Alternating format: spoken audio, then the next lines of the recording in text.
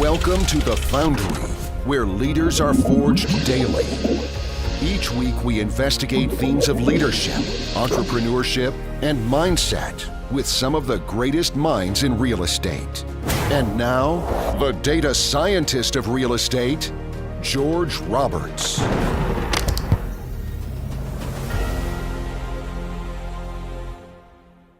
Oh, welcome back, Passionate Living community. This is our opportunity to interview Grant Shipman, a leading authority in co-living property management investment. He boasts over 2 decades of hands-on experience.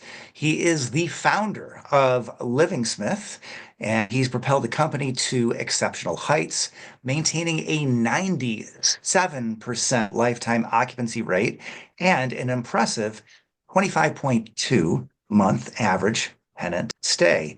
Innovating in the industry, he launched the first ever co-living course in 2019, setting the gold standard for co-living education through DIY products, collaborative services, and full-service property management.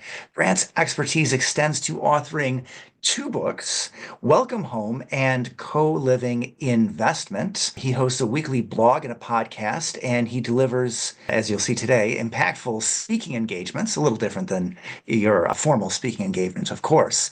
So his dedication to excellence has established him as a sought-after mentor and thought leader in the co-living sector. And with that, I would like to welcome to the show the co-living guy, Grant Shipman. Well, George, that was a great intro. Thanks for having me on your show. Well, it is a great intro, but you wrote it and you are a 2X author, so. You got me red-handed. Okay, I ad-lib a little bit. Okay, so that wasn't all Grant, but anyway, yeah, it's great to have you on the show because co-living it's a great topic. But before we dive into that, I want to give the audience an opportunity to get to know you just a little better. So if you could start by telling us, who is Grant Shipman? Who is Grant Shipman? Let's see. So I live in a house that overlooks the Rocky Mountains, and that's because my wife loves backcountry snowboarding, and so she said she wanted a house in the mountains, and when you've got the power of real estate behind you, you can do that.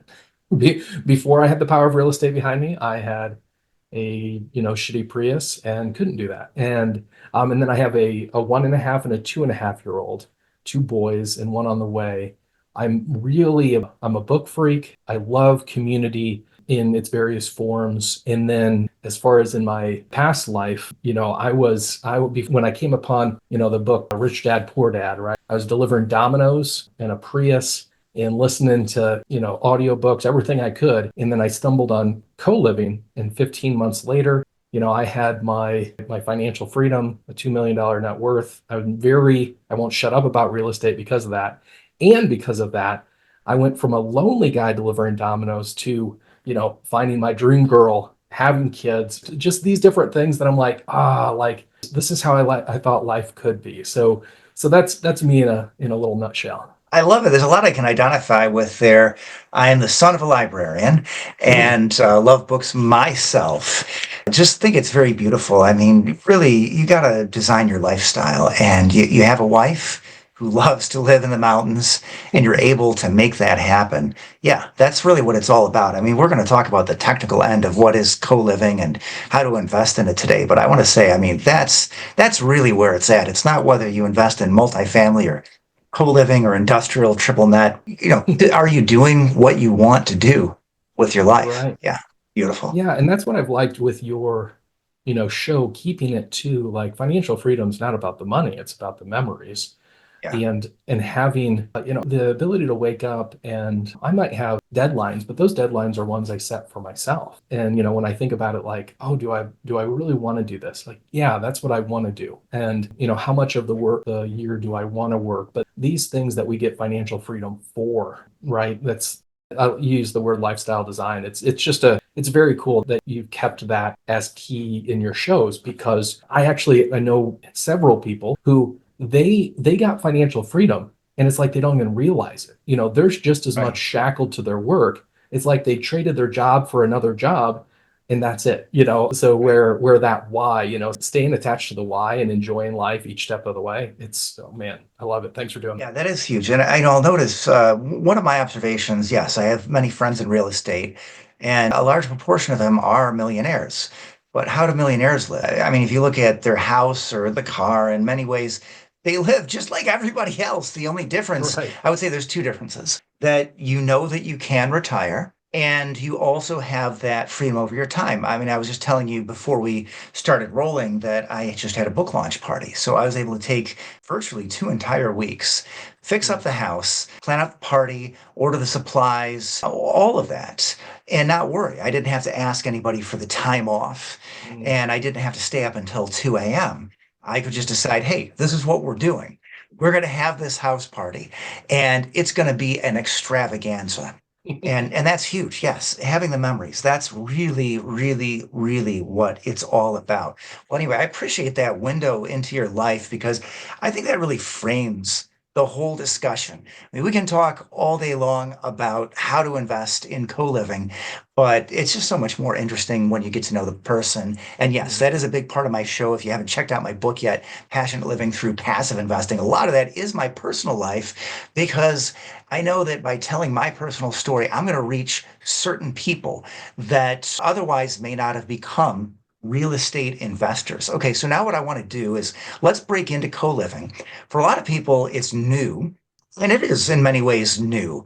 But I'll just give you my sort of amateur outsider impression of what this is. There have been various types of co-living arrangements throughout history, right? Many people think about the boarding houses that we had maybe 100, 150 years ago. That was a way that people generally not of means could find a way to live, pretty tightly quartered, and there's some shared spaces, etc. And then, a lot of things changed. They went away for a lot of reasons. I would say Section 8 is one of them. Government got involved. Well, they tried housing projects, and that didn't work at all. Yeah. So Yeah. they went to Oops. vouchers system, namely Section 8, and let the private industry tried to do that. But co-living, it's not like these old boarding houses, right? I mean, this is really something newer and fresher. It's not the first time in history people have lived together. But tell us what makes co-living different from some of these maybe older arrangements. Yeah, yeah. I'll start by saying, because you're right, it relates to the past movements that are still around, but it's also a fresh thing. And I'll just start with a strong statement to say, putting the real estate investor world on notice that co-living rental real estate is the quickest, best way to financial freedom. It will be the future of housing. Right now, people are new to it, all of that stuff. But just like in 2010, people had no clue about Airbnb, right? And now it's just part of the mainstay. So specifically, co-living is a little different. People think about, they say, oh, is this rooming houses? There's this boarding houses rebranded, right? Did it come out with a sexier name? And actually, what's easiest to think about is that boarding houses, rooming houses are part of a larger category of housing called transitional housing. So you can put student housing in this, sober living, recovery houses into this, halfway houses, people getting out of detention centers. And I mean, even senior housing for that matter, or assisted living, there is this idea of hey, we take a house and we put a lease on each room and lease that out to an individual. Well, this kind of housing, transitional housing, it's essential, right? Sometimes the government has got involved, like you nicely laid out, but it's essential housing. But ultimately, it is not mainstream housing. It is not where people want to be if they don't need to be, typically. And to underline it, I have a sober living house, and it's great. I believe in the mission. It's a women's sober living house in Fort Collins, Colorado. And, they just had, I think, 6 months, their first 6 months straight with no relapses, which is awesome because that just doesn't That's happen. that's huge because I do Yeah. know a little bit about that, and I wanted to ask you about rehab and other similar things like rehab. I do lump co-living into Mm, what I call kind of like a pay per bed mm, scenario, yeah. right? And all Yeah. those things you just mentioned, they can be economically huge, right? Like student housing, you can pay per bed. And but the difference, obvious differences. I mean, again, I will give you the outside perspective. Yeah, the people in co-living, they tend to be, well, a little older, a little more stable. There, you have less likelihood to wreck the house like you do with the student housing situation. Of course, you probably don't have their mom co-signing on the lease like you do with student housing. So another difference there. And yeah, rehab, sober living, those sorts of situations are really amazing. Halfway house that again you get to charge not per room essentially but per bed. And here, I mean, everybody's, to be clear, my understanding with the co-living situation, everybody does have their own room, and then you just have certain shared spaces like the kitchen. But again, it's the opportunity to get significantly more rent out of one property, one set of walls, than you would otherwise. Yeah, and let me like to give a specific example and to say with transitional housing, if somebody wants to call, and some people do call transitional housing co-living. And I'm not to me, using terms different ways as long as they're understood is great. Co-living, though, how I use the term is something that it kind of got going around 2003 and it really kicked into gear around 2010. And it is very mainstream renters. For instance, I've got a civil engineer, civic engineer, college professor, all the way to waitress, HVAC technician. These are people who would normally have, a 2 or 3 bedroom apartment to themselves, or they might buy a house. But these people instead, they would rather live with others. They don't have family or other people to live with. They don't want to sign a lease with others. They would like to stay in a nice bedroom, a nice neighborhood, in a nice house, in a nice neighborhood. And this is your co-living renters. And they are so numerous. I have a wait list. So yeah, and then the other cool thing, Yeah, I like think what you're 97.5% occupancy is 97% lifetime occupancy. I think that's a statistic that any landlord, any real estate investor would envy. And I think that's all the more fascinating because, again, you've got multiple people living within a single structure. I mean, that's just huge. Yeah, and to say the house, I have a house under contract right now. It's $420,000 house. That house normally could lease out for about $3,200 right now. If you take that same lease, same house, and put it on a traditional, 12-month lease. If you do it with co-living, that is going to bring in, let me see here, $6,500. So we're looking at, rather than a house hopefully making $200 cash flow, now we're looking at it making a little over $3,000 cash flow, which is significant because if I wanted $3,000 cash flow, with $200 per house, holy cow, I need 15 houses, right? And now I get that same cash flow in one property, and I only have one HVAC system to keep up, one kitchen sink, one, fill in the blank. Yeah, And I one have roof, these great etc. I quality love it. renters. Oh, what's that? I said one roof, etc. I love it. Right, Yeah. right. And insurance is so much cheaper on a single family house. Yeah. Yes, yeah. Well, a lot of advantages there, including that you can, you get these great loans, right? 30 years, fully amortized. The rates are incredible. These are really nice. It's really nice to be able to work like that. I mean, the most problem most landlords get is that, hey, if you want to have more, and it changes from time to time, like 10 to 15, maybe around 12. I've heard it often is that, you really can't get any more loans without Mm. getting a portfolio loan, or you have to go to something that's a little bit more NOI based. You have to really talk to not just to the loan officer. I mean, you've got to kind of go up the chain. It's not easy. You get to a Right. certain point, you can't have any more agency loans, and then, it really, but when you're making cash flow like this, I mean, you don't need to own, like, I mean, I don't want to make assumptions, but you don't need to own 100 to be doing Right. well. Right. Oh, it's actually so.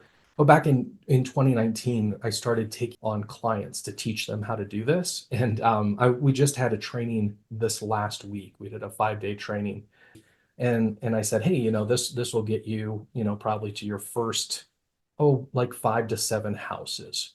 And somebody asked, well, how many houses does somebody normally get when they work with you in their first year? And I said, like honestly, people get to 2 or 3, and that gets financial freedom to most people, right? When you have, $2,000, $3,000, and they could get more houses, but they just enjoy it. They get 2 or 3 houses and then they start traveling, right? They improve their relationship, their health. And then about a year or so later, then I have them show back up to the trainings and if they want to do more houses, right? But a lot of people don't realize that really if they've got $5,000 or $6,000, most people, even real estate investors and aspiring, they're financially free and they can really enjoy it. And that won't stop when they decide to quote unquote retire. So yeah, you don't need many houses to get financial freedom. It's pretty rad.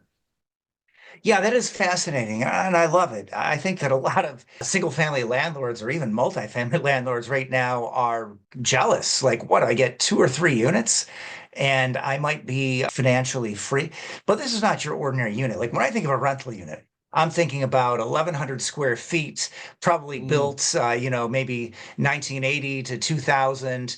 If I'm not mistaken, you're taking some quite a bit nicer properties. You're probably fixing them up, and then you've also got to make some Mm. modifications to them as well. Yeah, maybe telling a story about like how I went and then how it could have gone. So all my houses that I've bought on the MLS. They are rent ready. I've bought them with your conventional products. Actually, because co-living, how it works is somebody who's in that I partner with can live in the house. So now you can qualify for primary resident financing, which is we've had FHA 3.5% down, home ready 1% down, down payment assistance is $1,000 down, or this house I have under contract right now is a VA, which is 0% down.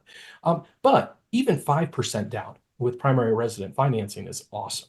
So to say that for people who are really wanting to conserve cash or need to conserve cash, we're talking a nice house in a nice neighborhood, and we're looking at $30,000 to $40,000 cash. That's including furnishing the common areas and maybe painting the inside of some inside walls that you want to look a little nicer before people move in, and equipping the whole kitchen and putting some porch furniture up there. So to say is for me, I use a realtor. I don't do fix and flip. I don't do any kind of creative financing. We could buy it off the MLS. You I'm don't fine need with to. Right. I'm fine with paying a little bit more because that house is going to make me a ton more. And then what happens is I start making my minimum is $1,000 a house. So I'm going to make $1,000 to $4,500 cash flow a house. And that's going to happen. It's going to take me about a month and a half for a house to fill up. So that's what's going to go on. And then for me managing that house, now I have a property management company that takes care of it all. But when I was getting going, I would stop by once a month. I'd refill the cleaning supplies. So I have a cleaning closet. And in the house really kind of runs itself because mainstream renters they want to have pride in a house and to run it themselves. They mow the lawn, they clean it. It's really great. And then I stop in there once a month. Everybody's real happy to see me. I leave some Dollar Tree candies with a card that says, "Hey, the house is looking great." Or I might say, "Hey, there was a soda can, left on the front porch, make sure to keep things clean," and, give them some other compliments. And I leave. But also because I stop by once a month, I get to have eyes on the property. Where if I was your traditional landlord, I would see the house at least turnaround, right? That once a year. Maybe I would do quarterly stop-ins, right? But Right. a leaking sink in a bathroom, can go from basically $0 fix, just a little, tighten up that plumbing under the sink, to like hundreds of dollars of damage because a resident didn't report it. So to say, even my risk profile lowers. If a bad apple sneaks into the house, right, then we have other people in the house that are like, "Hey, this guy's a punk," and they get him out of the house. So my risk profile lowers and my income increases, and I can get a nice house for $30,000 to $40,000 where normally it would be, $120,000 just for the down payment for that same house. So it is quite incredible. And holy moly, like the people just are like jumping out of their shorts to get into these houses because it's not that they can't afford otherwise, it's that people want to use their money to do other things. They don't want to just dump it into housing. Yeah. Hey, I love it. And yeah, there are many people for many reasons like a situation like that, I mean, you get some of the benefits of living in a hotel or also like, like those build to rent scenarios where you get the lawn cut or a condo. And at the same time, you at least do get your own living and sleeping space.